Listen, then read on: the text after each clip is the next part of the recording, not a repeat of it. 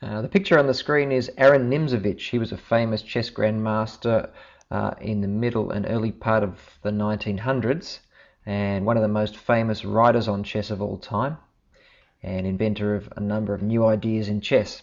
He was never world champion, but he was very close to being world champion and played at the highest level of chess. He was an eccentric guy and is famous for the quote after losing a chess game, "If I have to lose, why do I have to lose to this idiot?"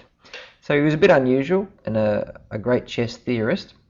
We're going to have a look at a game by him today, and the reason we're going to look at the game is there's some fantastic chess tactics in it.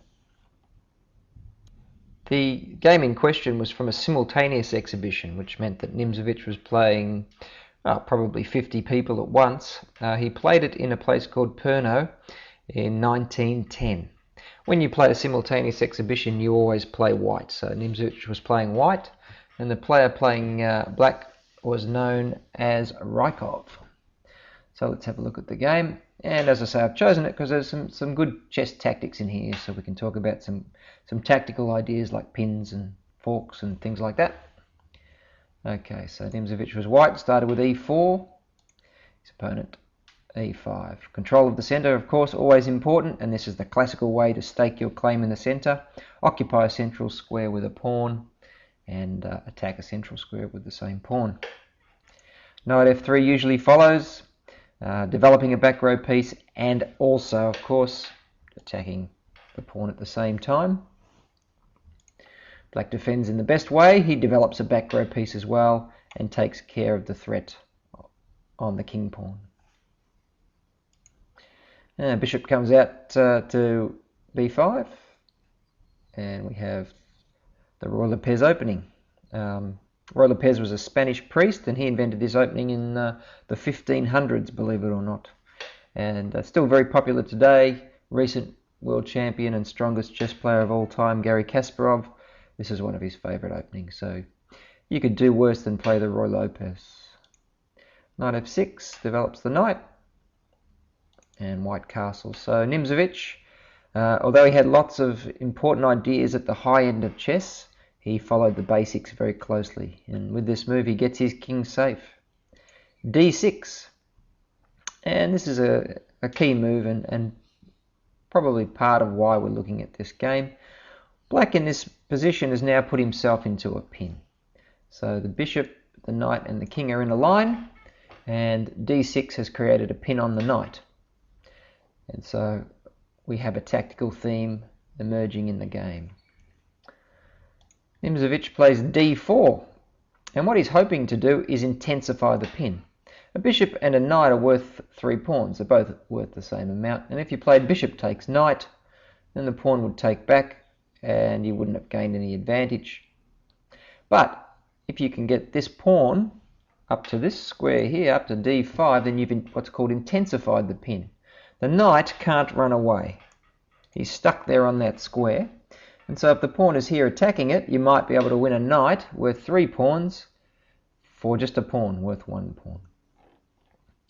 Now, probably the best defense in this position is to unpin. Play bishop to d7. Then you don't have any real structural problems in your position. So usually when you're in a pin, you'll unpin. Rykov, however, didn't choose that move. He played knight takes e4, which is a bit greedy. And Nimzovich, as he flew past his board, grandmasters, when they're playing simultaneous exhibitions, play very quickly, intensified the pin with d5. So this is causing trouble because the knight can't run away, and black found the best possible move here. He counterattacked. His knight's attacked. He's going to lose that knight because it can't run away, or it will be checked from the bishop. So he plays a6 and attacks the bishop that's attacking the knight. So that's a pretty good move. If Nimzovich tries to keep the pin and backs back to here, then the pin's completely gone, and then black will save his knight or exchange the knight for the bishop. So a6 is a good move. However, this knight sitting down here is loose. It's not defended, and so Nimzovich found a good way to keep the pressure on. played his bishop back to d3 and attacked the loose knight. So now you've got a bishop attacking a knight and a pawn attacking a knight.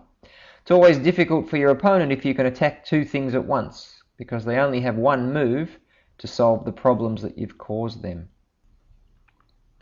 Okay. Now, the best move in this position is actually to play the knight back to e7.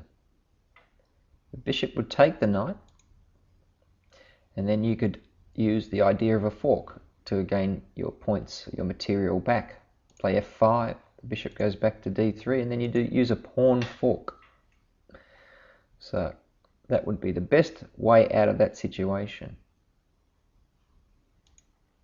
However, Rykov didn't find that. That's fairly hard to find. He played knight f6. He played his knight back out of the way, planning to then come down here at e4 and fork the bishop and the knight. So Nimzovich snapped off the knight. He played pawn takes knight at c6, and Rykov creates a fork of the bishop and the knight. So the bishop and the knight are attacked. You're playing Nimzovich's position. How could you solve that problem? Yeah, so in the game we've seen a pin. Now we're seeing a pawn fork. And we can solve the problem with a pin, a defensive pin. The rook goes to e1.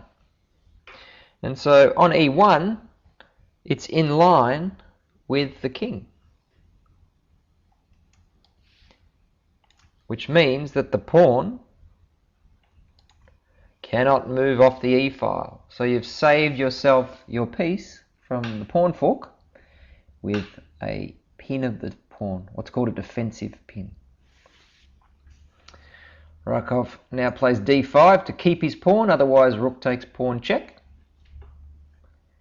And now Nimzovich gets really fancy. So he's gone to a lot of trouble to make sure that pawn can't take his bishop, and yet suddenly he plays this move, bishop e2, which is a strange looking move. Now, he's giving up material. Usually if a grandmaster is giving up material, it's because he can see a way to checkmate. Rykov grabbed the knight because he was behind by a piece anyway, so he wants to make sure he gets his piece back, because if he's a whole piece behind one of the greatest players of all time, he's obviously going to lose the match. So he might as well take his piece and see what develops. And now Nimzovich plays pawn takes at b7. Now if Rykov takes at e2, then Nimzovich gets a queen at a8, and notice that the pawn cannot take the queen. This is not allowed because the rook would then attack the king, and this isn't allowed, of course, so you'd be moving into check. So that's obviously a win for Nimzovich. So you can't really take the piece,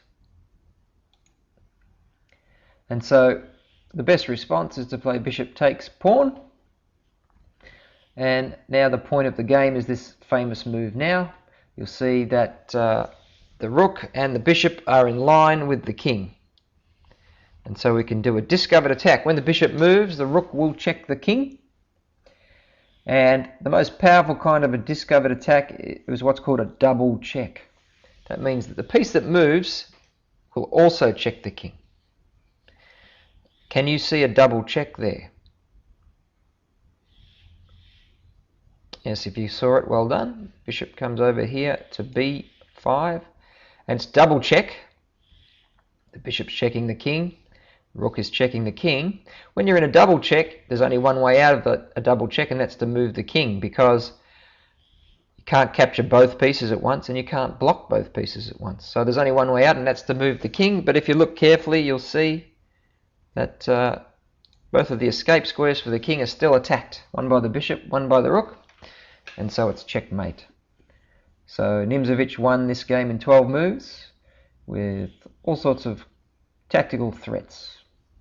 There was pins involved, forks involved, and a discovered check, which was a double check, and checkmate.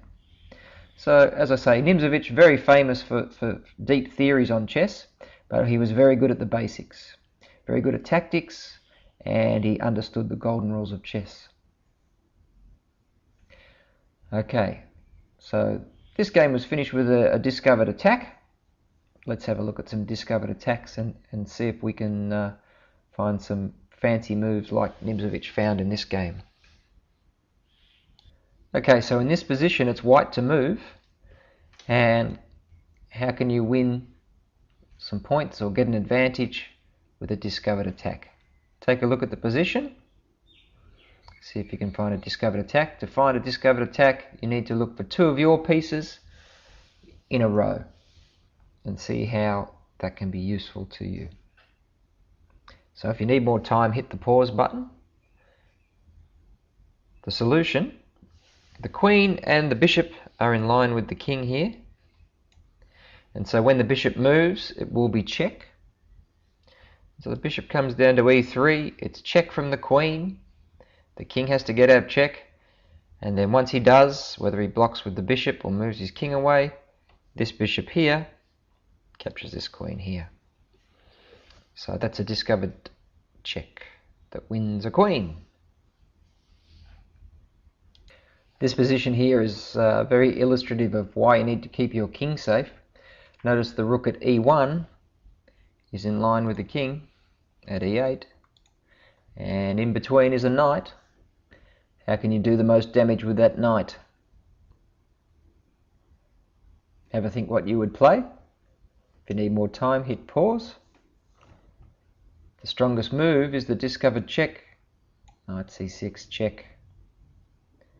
Now it's check from the rook. The king moves, the knight takes the queen. The only way the queen can block is to come to e7, and the knight would still take the queen at e7.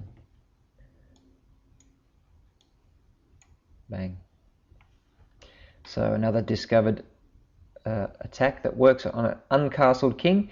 In the actual game, Rykov's king was sitting in just exactly the same position when the bishop did the damage to him. So that should be a lesson to always get your king castled and be very, very afraid if your opponent's rook is opposite your king. Okay, here's an interesting one. It's white to move, but white's got his own troubles here. The black bishop is threatening to take the rook here. And so this particular position is a defensive play. How can you get out of this problem? White to move and solve his problem of bishop takes rook.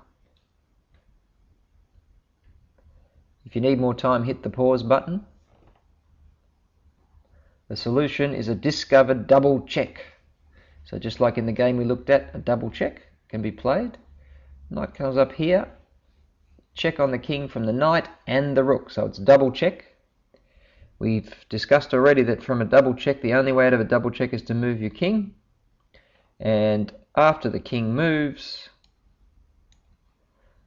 the knight takes the bishop.